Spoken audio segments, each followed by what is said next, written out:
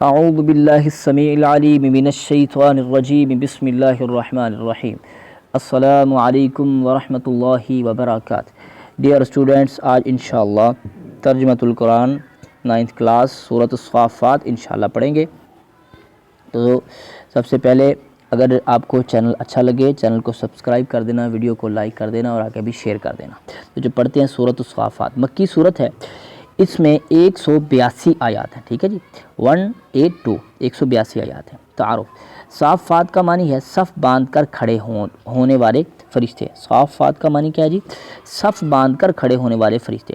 سورۃ الصافات کا آغاز اللہ تعالیٰ نے فرشتوں کے مختلف اوصاف بیان فرما کر کیا ہے، اسی مناسبت سے سورت کا نام سورۃ الصافات ہے، ٹھیک ہے۔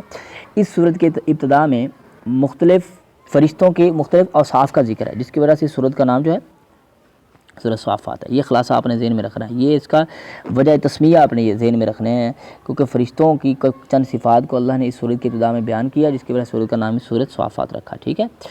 سورۃ الصافات کا خلاصہ توحید، رسالت اور آخرت کا بیان ہے اور مشرکین کے عقائد، غلط عقائد کا رد ہے۔ اچھا جی، مضامین۔ سورۃ الصافات میں مشرکین کے اس عقیدے کو غلط قرار دیا گیا ہے جس کی روح سے وہ کہا کرتے تھے کہ فرشتے اللہ تعالیٰ کی بیٹیاں ہیں۔ یہی وجہ ہے کہ اس سورت کا آغاز فرشتوں کے اوصاف سے کیا گیا ہے۔ اس کے بعد سورت میں آخرت میں پیش آنے والے حالات کی منظر کشی فرمائی گئی ہے۔ کفار کو کفر کے ہولناک انجام سے ڈرایا گیا ہے اور انہیں متنبہ کیا گیا ہے، ٹھیک ہے، انہیں ڈرایا گیا ہے کہ ان کی تنبیہ کی گئی ہے کہ ان کی تمام تر مخالفت کے باوجود اس دنیا میں اسلام ہی غالب آ کر رہے گا۔ اس صورت میں حضرت نوح، حضرت لوط، حضرت موسیٰ، حضرت الیاس، حضرت یونس علیہم السلام کے واقعات مختصر انداز میں بیان کیے گئے ہیں، ٹھیک ہے جی۔ جبکہ حضرت ابراہیم علیہ السلام کا تذکرہ قدر تفصیل سے آیا ہے۔ اللہ تعالیٰ نے ابراہیم علیہ السلام کو اپنے بیٹے حضرت اسماعیل علیہ السلام کو ذبح کرنے کا حکم جو دیا تھا اور انہوں نے قربانی کے جس جذبے سے، ٹھیک ہے، قربانی کے جس جذبے سے اس حکم کی تعمیل کی تھی، اس کا ذکر تفصیل سے صورت میں کیا گیا ہے۔ اس ضمن میں حضرت ابراہیم علیہ السلام کے دوسرے بیٹے حضرت اسحاق کا بھی ذکر آیا ہے۔ سورت کے آخر میں جنات اور فرشتوں کے اصل مقام کا بیان ہے، ٹھیک ہے جی۔ سورت کے اختتام پر حضرت محمد خاتم النبیین صلی اللہ علیہ وسلم کے غالب آنے کی بشارت اور اللہ تعالیٰ کی عظمت کو بیان کیا گیا ہے۔ اس کے علمی اور عملی نکات کی طرف آتے ہیں۔ سب سے پہلا ہے، فرشتے اللہ تعالیٰ کے لیے عاجزی کرتے ہیں اور ہمیشہ اس کے احکام پر عمل پیرا ہوتے ہیں۔ کافر سردار اور ان کی پیروی کرنے والے قیامت کے دن آپس میں جھگڑیں گے اور اپنی گمراہی کا الزام ایک دوسرے پر ڈالیں گے۔ برے لوگوں سے دوستیاں تباہی اور ہلاکت کا ذریعہ ہیں، اس لیے ہمیں برے لوگوں کی دوستی سے بچنا چاہیے۔ مرنے کے بعد دوبارہ زندگی اور حساب و کتاب کا انکار کرنے والوں کا ٹھکانہ جہنم ہوگا، ٹھیک ہے۔ اللہ تعالیٰ صاحب ایمان اور نیک بندوں کو دنیا اور آخرت دونوں میں بہترین بدلہ عطا فرماتا ہے۔ بت اور جھوٹے معبود اپنے آپ کو نقصان سے نہیں بچا سکتے تو مشرکین کیا بچائیں گے، ٹھیک ہے جی۔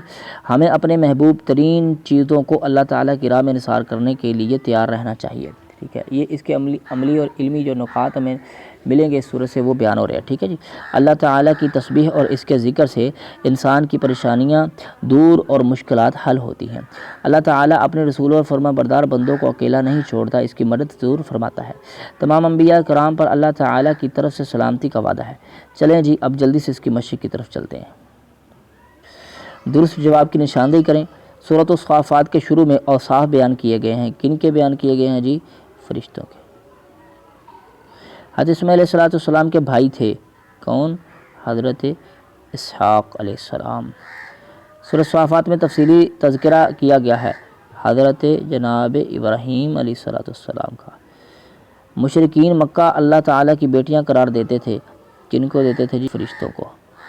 جی، جن لوگوں سے دوستیاں تباہی اور ہلاکت کا سبب بنتی ہیں وہ کون سے لوگ ہیں جی؟ غریب لوگ، برے لوگ۔ آگے اس کے مختصر جواب دیجیے۔ سورۃ الصافات کا یہ نام کیوں رکھا گیا ہے؟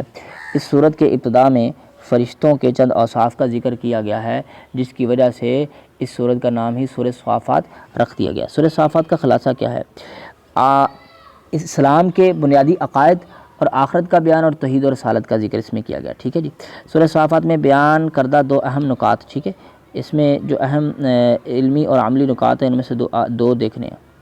چلیں جی، اور جھوٹے معبود اپنے آپ کو نقصان سے نہیں بچا سکتے تو یہ مشرکین کیسے بچا سکیں گے؟ یہ ایک اوپر گیا رہیے ہمیں اپنے محبوب ترین چیزوں کو اللہ تعالیٰ کی راہ میں قربان کرنے کے لیے تیار رہنا چاہیے، ٹھیک ہے جی، جس طرح حضرت ابراہیم علیہ السلام نے اللہ کے راستے میں اپنے بیٹے کو قربان کیا، ٹھیک ہے۔